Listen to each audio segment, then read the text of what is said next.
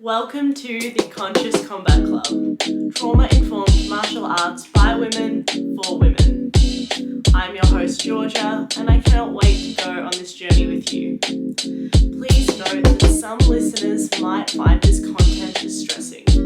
Take care, connect with your support networks, and refer to the organisations in the show notes below.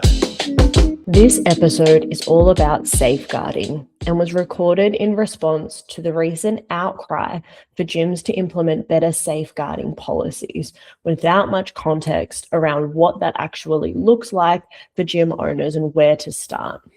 My guest today is Emma Thomas. Emma is a safeguarding specialist in Muay Thai, a survivor advocate, a founder of Under the Ropes, through which she's been writing about gendered issues in Muay Thai and advocating for gender equality and the elimination of gender-based violence in the sport since 2013. She recently completed a master's degree in sports ethics and integrity, through which she conducted the world's first study on experiences of sexual harassment and abuse in Muay Thai. She's a trustee board member at Safe Sport International, a UK-based charity working to advance safeguarding standards in sport globally. She's also qualified as a safeguarding officer and is currently undertaking the International Olympic Committee's Safeguarding Officer in Sport program. Now, she's providing safeguarding consulting services to help Muay Thai and other combat sports gyms implement safeguarding protocols, and for sports federations to advance survivor-centered approaches. So I hope that you find this interview both insightful and practical. It is intended to be a starting point, and you'll see that we've linked in the show notes the other resources that we reference for what might be next in your journey toward having a safer space for people to practice in combat sports. And I cannot recommend highly enough getting in touch with Emma to have her help support you if you're thinking about implementing something new at your gym. I hope you enjoy this episode. All right, Emma. We made it. We're here. We're here to talk about safeguarding. We're here to make safeguarding feel hopefully slightly less mystical than what the term sounds like. Yes. Thank you for getting up in the morning and chatting with me across different time zones. I'm sure listeners who are involved in jiu-jitsu or combat sports have seen there's been a lot of use of the term safeguarding going around at the moment. And so I reach out to you because I can see people saying things that are, like we just said offline, very well-meaning, but maybe not quite steeped in as much expertise as you have in this space and others have in this space. So what the heck is safeguarding? What does it actually mean? So I appreciate that safeguarding is a term that even in English, a lot of people sometimes don't understand, and it definitely doesn't translate well to other languages. But when we talk about safeguarding, it encapsulates everything that we do in prevention of and response to any kind of harm. And a lot of people assume that this refers only to things like harassment and abuse, but it's much, much broader than that. It also covers things like exploitation and neglect, but it also intersects with other sports integrity issues. For example, anti-doping is also a safeguarding issue.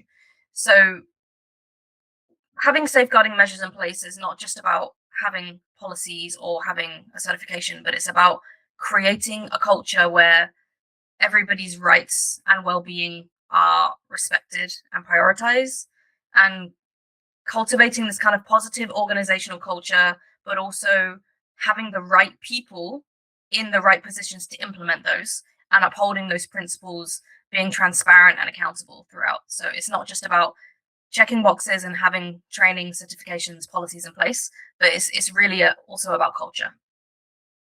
You articulate that so well. I really remember when I was going to the UK for the Martial Arts Studies Conference, I had this idea in my head that I was going to be able to find a country and or martial art combat sport with the right governance recipe that meant that they had like a total absence of the kind of abuse and all the different types of abuses that we see in martial arts and combat sports.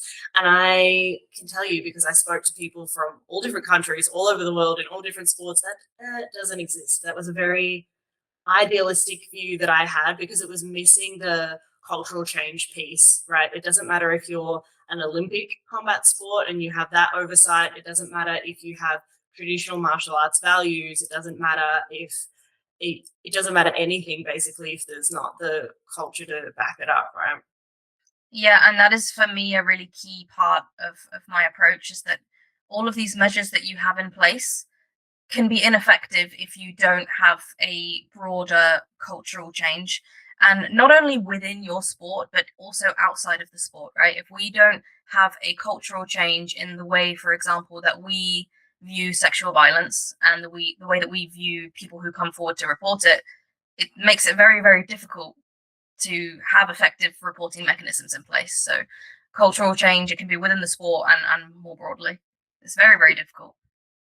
It is. I was thinking again, one of my car thoughts that I was having before that, for example, like if it was just a policy issue, just having policies in place, right, murder wouldn't exist, right? All of these crimes wouldn't exist because we've got policies that say they are illegal. If you do them, you will go to jail. We have repercussions. So I've been very vocal in saying that, some of the problem is that the governing bodies in combat sports don't do much to step in response to allegations, receiving allegations, like really anything in that kind of domain. But it's not the be all and end all. It's very much my brain that loves the black and white thinking, but it's not quite the whole story, right? I completely agree.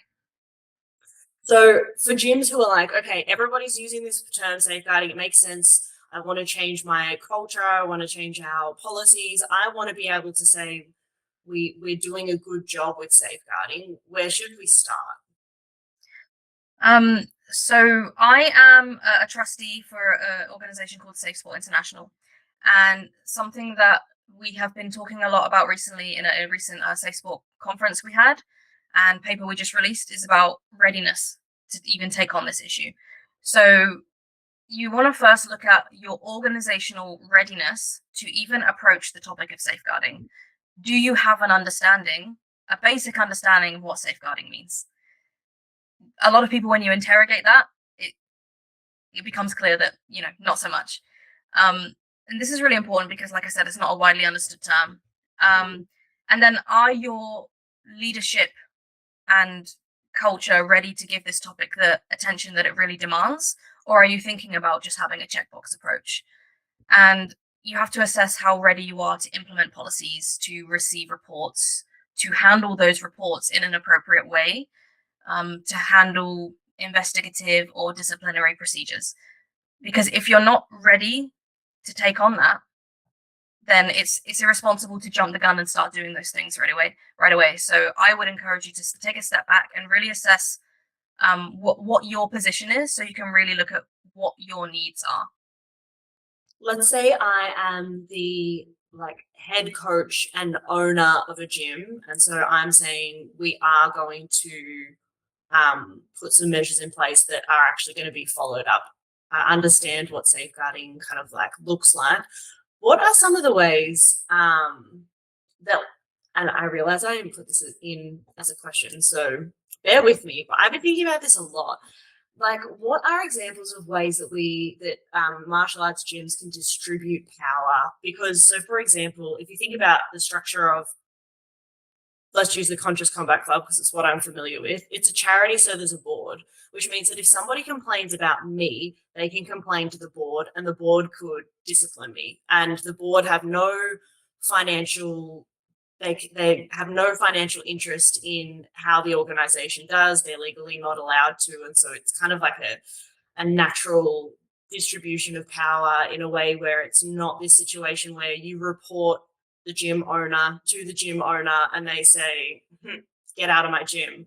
But short of having a board, have you seen any examples of ways that gyms can go about doing this? What can they do in terms of a setup there? I would encourage gyms to kind of partner with third-party organizations. Sometimes that's partnering with an organization that might provide support for survivors or safeguarding. Something like Safe Sport International sometimes that can provide you consultancy. And also on what you say about distributing power, I think taking a person-centered approach in everything that you do, not just safeguarding, is really crucial. And sometimes this is referred to as an athlete-centered approach, but I prefer to use person-centered because I think when we use athlete-centered, we're still looking at people as athletes first rather than Mm. humans. So when I talk about being person-centered, I mean um, prioritizing the rights and the well-being of individuals over everything else. So also that can mean in safeguarding being collaborative with your community and giving people a say in, for example, what your code of conduct looks like, what your safeguarding policy looks like, going back to your community and asking them, what are the barriers that you face? What are the needs that you have? What would you like to see? And this is another reason why downloading a safeguarding policy template and copy pasting it onto your website is just not effective. It needs to be tailored to the needs of your specific community, and that will be kind of intersecting between your sport, your culture, your community. So you really need to collaborate with people and find out what they need to address the unique context of your community. I love that. Okay, let's zoom out a little bit. So, first of all, I'm taking a close look at whether we actually understand what safeguarding means, and what it looks like holistically. But throw a big word out there, basically, like not trying to get too narrow. Like, I think right now there's a big focus on sexual assault and sexual harassment, but what does it mean across all of our safeguarding responsibilities as a gym owner? And or as a coach, as a participant, whatever your position is. But let's just say you're a gym owner, and if you don't feel like you can adequately answer that, and even if you think you can, maybe going to Safe Sport International and doing one of the free courses that will talk you through what safeguarding is, what it looks like. Yes, I'm not getting the question. Sorry. that would be like a first step. So, like a make sure that we understand what safeguarding is. Right. And Yes. And then if we actually have that readiness, then we would start to maybe have different avenues for getting feedback from our community. So it could be that we hold like a town hall. We might bring in a consultant to facilitate talking to what I would call subject matter experts, the people in your community, whether that's through like them being able to email in or fill in like a QR code anonymous form, being able to talk in person, and then using that as a way to write up on a whiteboard or in a document or whatever works for you. Okay, these are some of the things that we think we've understood. Is that correct? Have we understood you correctly? Community, and then building that into a collaborative then policy code of conduct, and then having that publicly available for people to be able to access from the website and in the gym. Yeah, because if it's not tailored to the needs of your community, if you haven't sought out the expertise of those people, it's not going to be fit for purpose, and you might have missed some really crucial gaps. For example, like my background is Muay Thai, not BJJ, so there might be contextual things that I might miss there. Mm. And the same goes for whichever part of the world or part of the country that you're in. Also, with your safeguarding policies, you really need to have uh, definitions of those unacceptable behaviors, and those definitions need to be aligned with the legal definitions in your country or in your area, because otherwise, again, they're not fit for purpose. So it's really important that everything is tailored. And I understand that um, martial arts and combat sports are so under resourced. We don't have the kind of privilege of funding that lots of other sports have. So it's a big ask to get people to do these kinds of things. And I understand that a lot of gym owners and coaches are thinking, I'm barely just trying to keep my gym afloat. How do you expect me to take the time to do all of these other things? And so, downloading a policy might seem like the only thing that they can do. But I just want to encourage people to think more broadly and understand that there is support out there. You don't have to do everything from the ground up. There are organizations that can really help you and that have some really great resources already, and I think we can provide some of those at the end. Yeah, absolutely. There's also a lot of conversation around child safeguarding, and I wanted to touch on this because um, there are some big differences between safeguarding for children and safeguarding for adults. And I wonder if you could shed some light onto what some of those differences are. Yeah, so safeguarding procedures can be completely different whether you're working with adults and children. I mean, first of all, there's different legislation that applies to each group, and there are Mm, different processes to follow.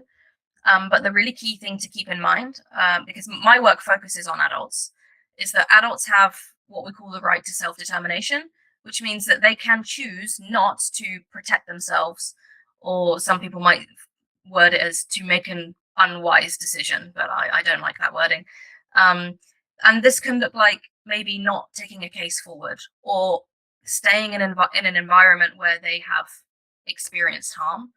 And often you would see that the law might only intervene in extreme cases, maybe where that adult has been deemed to not have capacity in some way, or when the welfare of a child is affected by that case.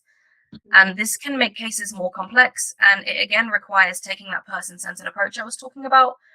Um, and by that, I mean you account for that person's unique needs and their perspective, and you put their well being at the center of that safeguarding process. So you consult with them on decisions that affect them and involve them in that process as much as they can, and give that kind of individualized support. Um, it's not often the case that you can give people the outcome exactly that they want, but you can consult with them to see what that looks like. Things like recourse and remedy look different to different people. For some people, they might seek justice in a criminal sense. For some people, kind of prosecuting or even um, looking at a disciplinary procedure for a perpetrator might not be on their radar at all. They might not care about that. They might just want healing for themselves. It just looks different for everybody, and it's really important to keep that in mind. But safeguarding is often viewed through this really like outdated lens, which only applies to children. And I'm seeing that now when I'm looking at safeguarding policies that we do have in martial arts and combat sports. It really focuses on children, and a lot of the discourse right now is on protecting children and women. And while it's so important to acknowledge the different vulnerabilities that different groups have, this is for the protection of everybody, and it's required for everybody. But we do have to take an intersectional approach. So just focusing on children is not adequate, and it's just not best practice, because adults and children face different situations and there's different processes to follow. So it is really key that you have a separate safeguarding policy for adults and a separate one for children, that lays out the procedures that you would follow.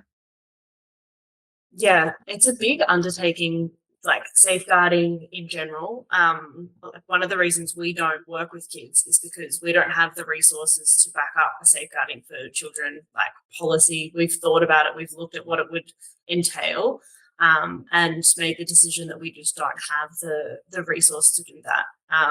That's not to say that it's like this big impossible thing. But it does take extra resource, and is a almost like you're running two businesses, in my opinion. Like you're running a martial arts gym for adults and a martial arts gym for kids, which means two revenue streams, and so you need to look after them both like accordingly. Yeah, and I think that's key, is like understanding what your limitations are. I think that's a really important part of safeguarding. Like, I think sometimes people, when listening to us talk about this topic, might think that, although they're asking me to do everything, Mm, and I think that's actually a really important part of safeguarding, is acknowledging that you cannot be everything and do everything, and knowing what is the best way for you to move forward in alignment with your resources and your expertise.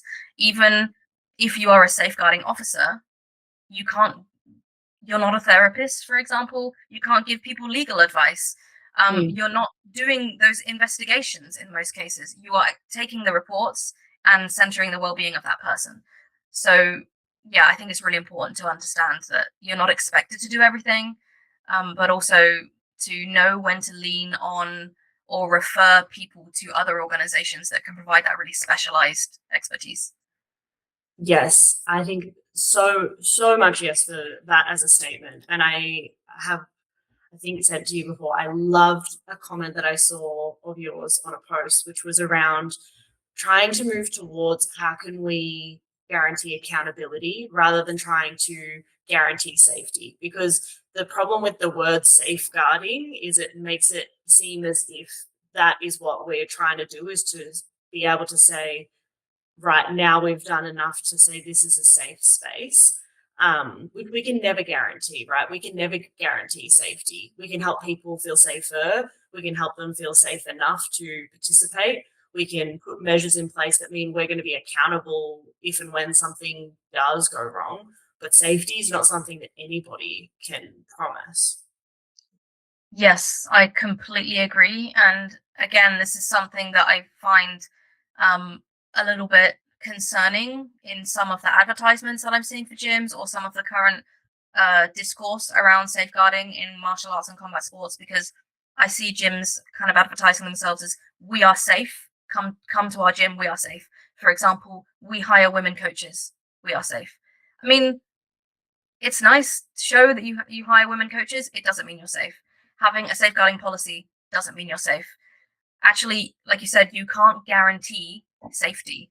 And I think it's important to acknowledge that gap, and that safety is kind of a subjective and contextual experience or feeling. It feels different to different people. A safe that feels space to you might not feel safe to other people, and that's why it's sometimes difficult to recommend gyms to people, because just because I've had a good experience somewhere doesn't mean that you will.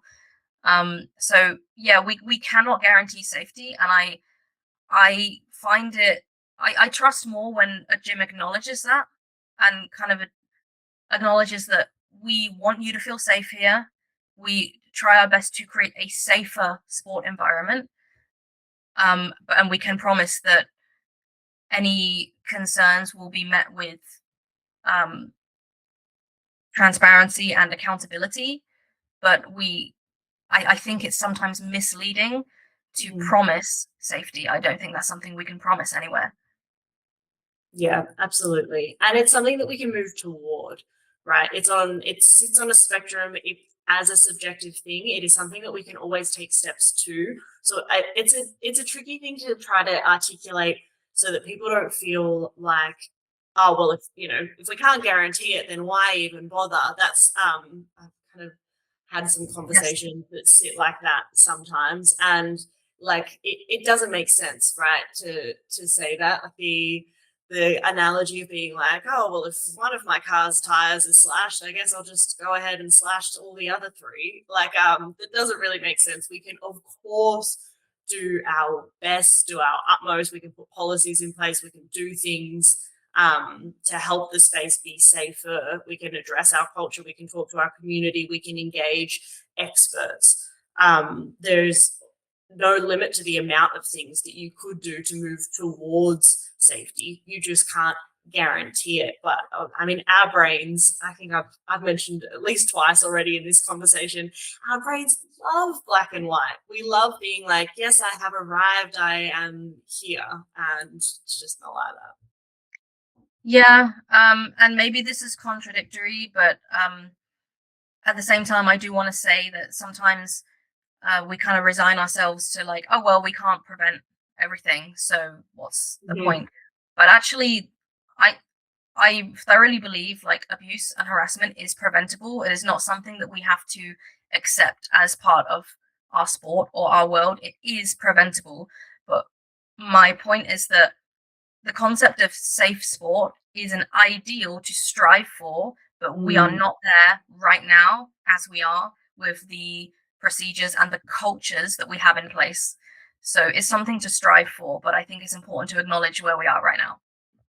Yeah, and we don't have a safe world either. Like I say this all the time, there is not a magic waterfall that people walk through as they step onto the mat or step into the gym that washes away the reality of the world that we live in, which is also one where everybody's striving for slightly, and not just slightly, very different visions of what a safe, good, just, equitable world actually looks like. And so this is not a simple, like, we're going to be able to give you a step by step to fix sport and fix the world in a 45-minute podcast or any online course, or nothing could promise that, because the world is complex, because humans are complex and culture is complex.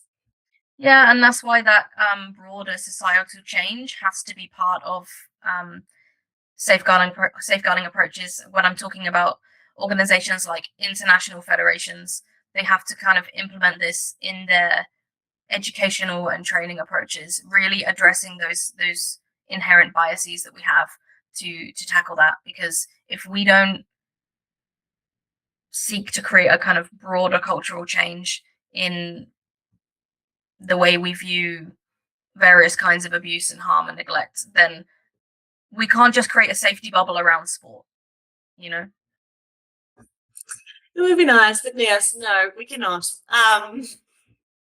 I actually sometimes even get a bit confused with some terms, and I was wondering if we could just go back to them.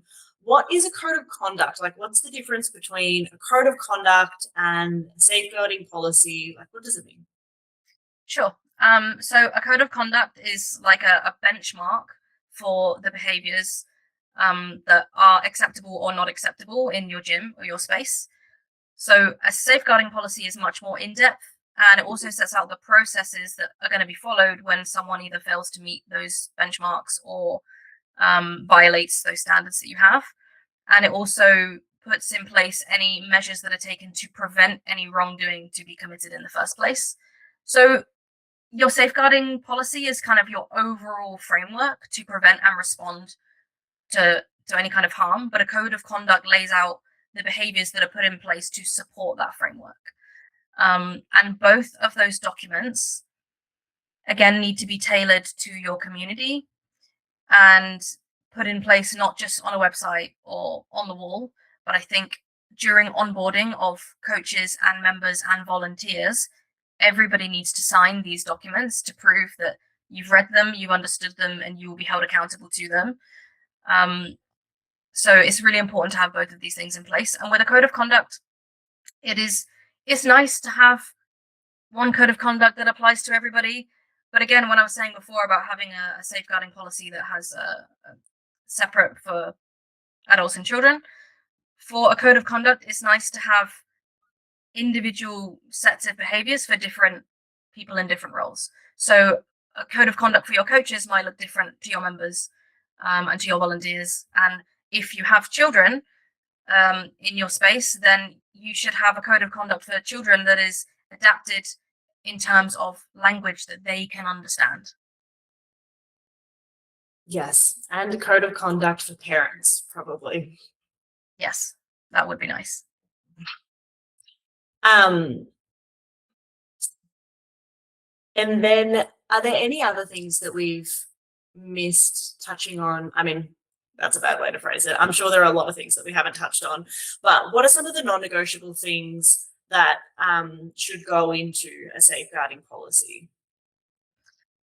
Like I mentioned before, before you even lay out any of your procedures and processes, you need to have really clear definitions of terms and behaviors, and those definitions need to be aligned with your local context and your legislation so that you can actually uphold them and they will be fit for purpose. Again, the most important thing for me is that it is built in collaboration with your community, because otherwise you're going to miss their individual needs. We talked before about some things being advertised as best practices when sometimes they're just bare minimums. And one thing that often comes up is things like a background check. Sometimes we see gyms saying, we have background checks for our coaches, we are safe. To have background checks as part of like a safe recruitment or safer recruitment process is the absolute bare minimum for any gym. You have a duty of care to your athletes. You have to have background checks in place. And again, I think it's I trust more when a gym acknowledges that rather than waving it around and saying, look, we're safe. Hmm. So having safer recruitment processes is not just about background checks, but also how you assess people's attitudes and behaviors before you onboard them, conducting in-depth reference checks, also having onboarding processes that provide foundational training in safeguarding, but also having kind of an ongoing monitoring and assessment, because background checks just provide kind of like a snapshot in time of somebody, and they do not cover everything. Um, I know it works differently in different countries. You can get different levels of background checks in different places, but sometimes they're not going to pick up everything. And when we look at the very, very low reporting and even lower conviction rates, it's unlikely that a background check is going to pick up everything. So yeah, it really is bare minimum.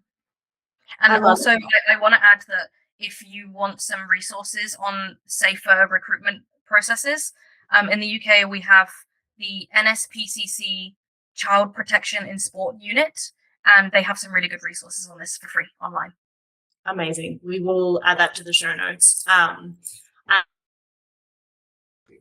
Mentioned about checking references. I feel like this is such an obvious thing in hiring for any job, but I imagine it does not get done very often in martial arts and combat sports. And that I have to imagine that because of the amount of times that I have seen coaches move from gym to gym to gym, after there's been allegations or misconduct that, hasn't, I'm putting in air quotes, like been severe enough, or like whatever, all of the narratives that people put around, like, oh well, if they'd actually committed a crime then they would be in jail. It's like, well, just no.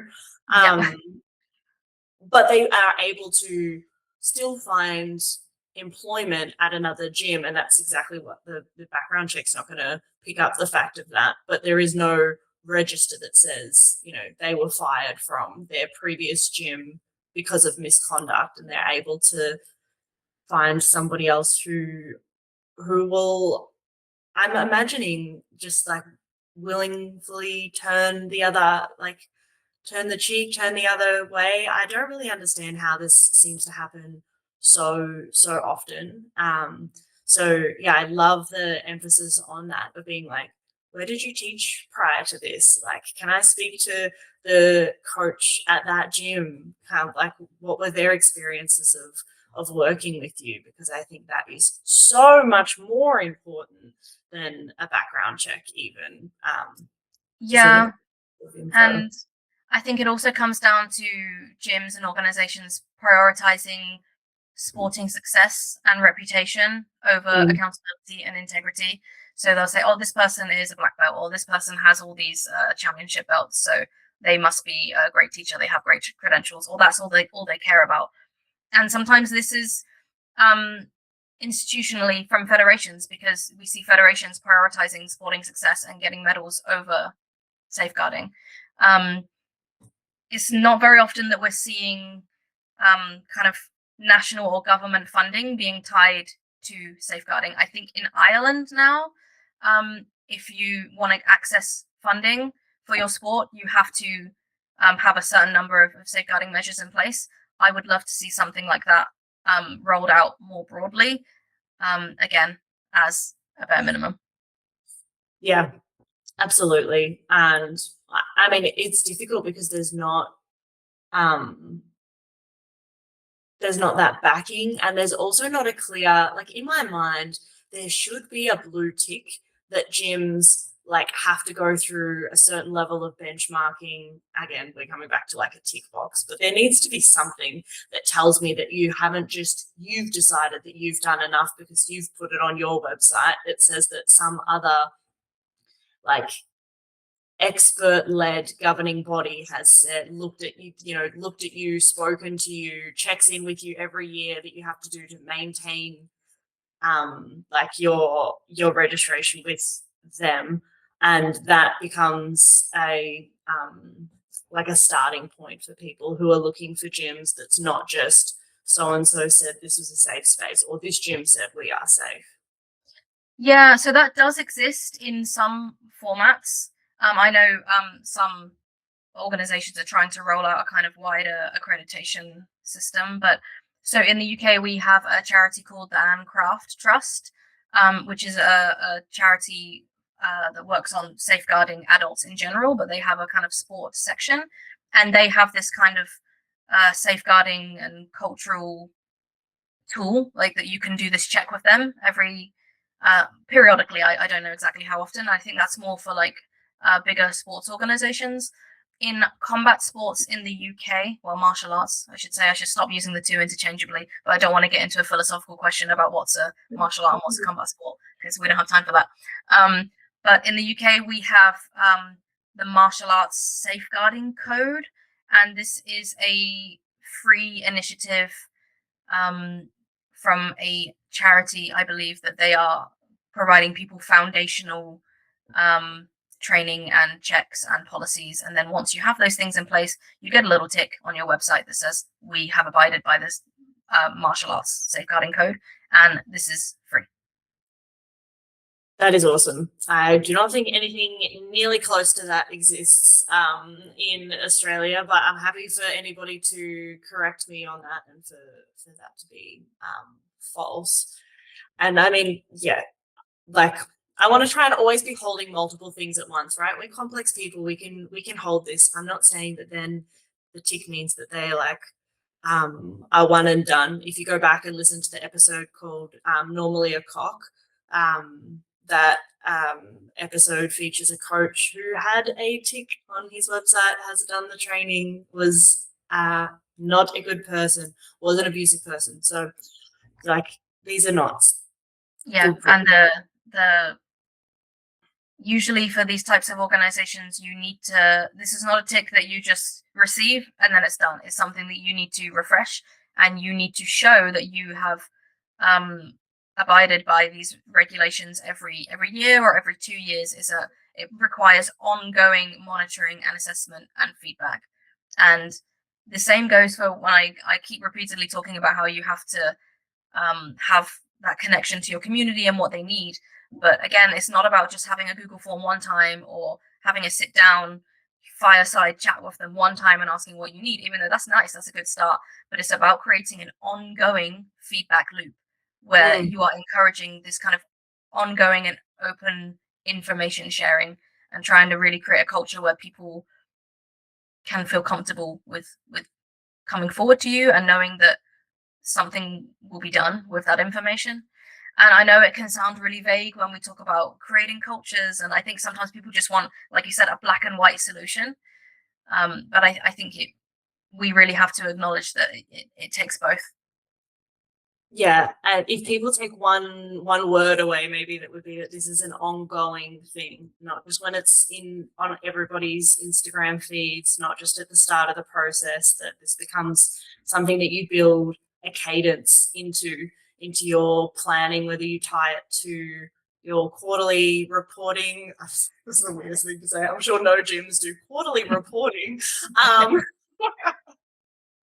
No, but I completely agree. I can't take credit for this because, and also I don't even remember where I heard it, but I heard somewhere on an online webinar somebody said, safeguarding is not a destination, it is a journey. It is not something that, okay, this is done now, and now we are safe and we have all these measures in place. It is, like you say, ongoing, and it's something that you have to keep monitoring, assessing, and going back to all the time. And I know that can be frustrating for people because that sounds like too much work, but unfortunately, that's what it takes. Yeah, absolutely. Where are the places where people can go? We've spoken to them a little bit, but just in one kind of snapshot, where are some of the places where people can access resources to help them on their safeguarding journey? So I've tried to make it easy for people to access these kinds of resources. So if you go to my website, undertheropes.com, you will find a safe sport community library. And there I have put direct links to different organizations in different countries, some of them in different languages, in different sports, with different kinds of safeguarding guides, resources, free courses. Yeah, some of it is kind of templates for policies. to give you guidance. Some of it is free training that you can do. There's lots of different resources there. So I want to emphasize that you don't have to start from the ground up. There is a lot that is already out there for you. Some organizations that I would really want to highlight on that list, again, Safe Sport International, which I mentioned before, which is really a pool of global industry leading experts in safe sport. And we have free courses for safeguarding in sport, but they also provide consultancy and research and lots of things.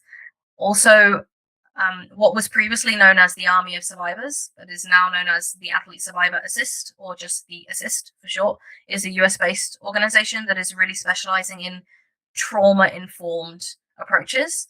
So they provide survivor support, but they also provide training for coaches and gyms in the US in how to really take a trauma-informed approach to their safeguarding and their coaching. So that is really a standout. Yeah.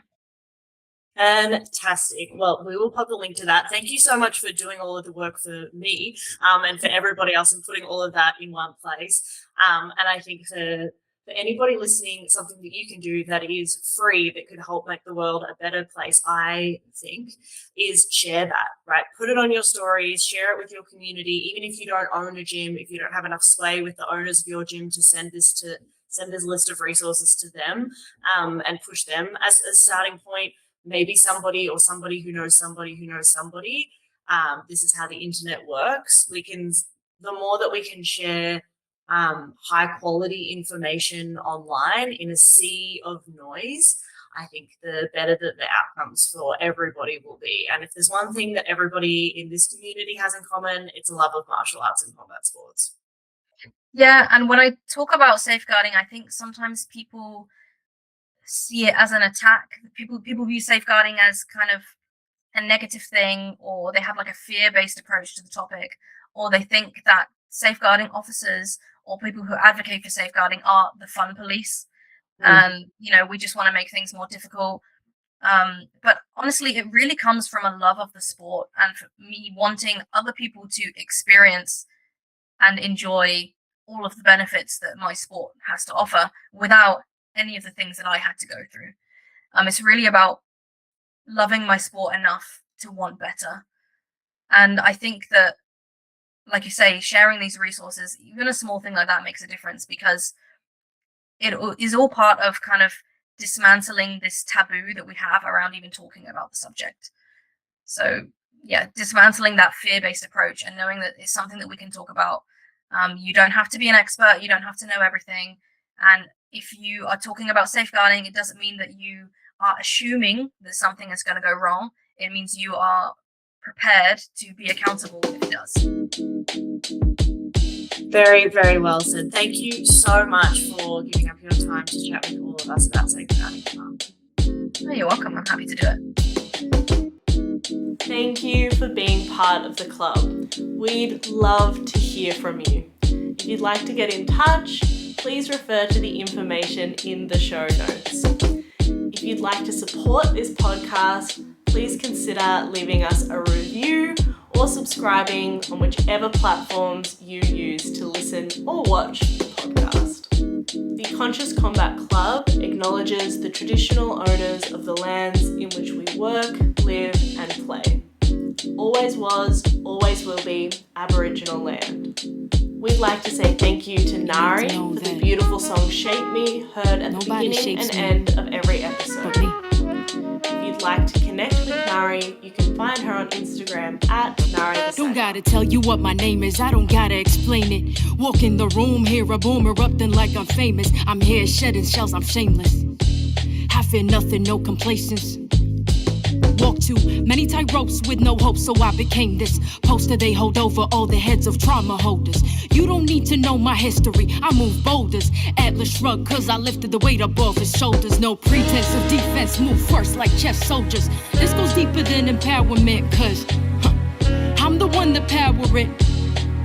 Physical meets mental, challenge me to keep devouring. If I can't change the scenery, at least I change perspectives. No longer isolated, but elevated and selective.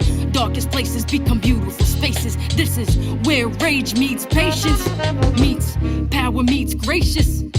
Meets, we're so glad you came and the feeling is contagious. When you the walking impact of intended bad intentions. When you the manifesting of collecting all they tensions. You the soul and body hold it all and still remember. But I'm a work in progress, testament to all contenders. Forgot what it was like to have control over self. Forgot what it was like to be the one in charge. Forgot in my reflection I could see all my wealth. Forgot that with my bare hands I break all these bars, barriers and obstacles. They can't cage me, they can't chronicle all my experiences and reduce them to appearances. When I was truly beaten, gave myself clearances to fall down, mess up, and get myself back up.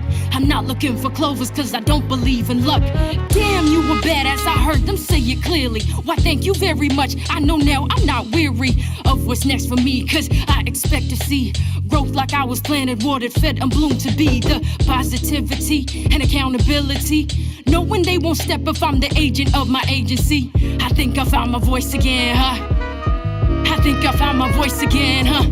I'm not sorry, you're the end where I begin. Boundaries, I know them well, take a breath and meditate. Who is she? I know her well, now I get to open gates. 1, 2, 1, 2, I don't need your permission. And if you get uncomfortable, then use your intuition to know that I won't stay where respect is ever missing. And everything I do, that's me making decisions. It's truly underrated, the value of self-worth. Forgot that I was rich from the moment of my birth. A penny for my thoughts, no really, you can't afford it. You cannot buy my story, rewrite it, or record it. You cannot buy my story, rewrite it, or record it, huh?